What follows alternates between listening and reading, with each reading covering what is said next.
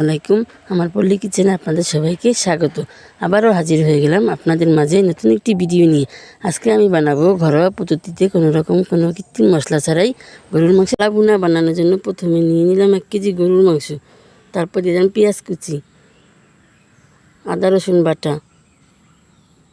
গোলমরিচ গুঁড়া, জিরে গুঁড়া,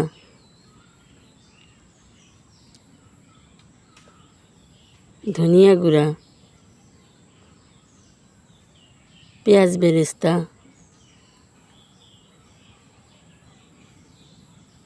দারচিনি, এলাচ, 2টো তেজপাতা ছিঁড়ে দিলাম, হলুদ গুঁড়া, মরিচ গুঁড়া, স্বাদ মতো লবণ।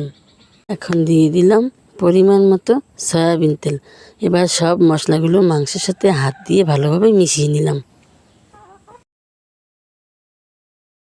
এবার মাংসগুলো ভালোভাবে কষিয়ে নিতে হবে।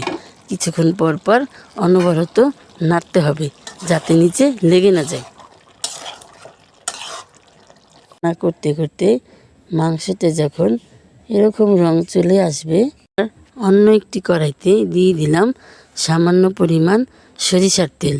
তার মধ্যে দিয়ে দিলাম, এগুলোর মধ্যে ঢেলে দিলাম রান্না করা মাংস। এখন একটি পেঁয়াজকে কিউব করে কেটে সেগুলোকে উপরে ছিটিয়ে দিয়ে বাস কিছুক্ষণ নাড়াচাড়া করলে রেডি গরুর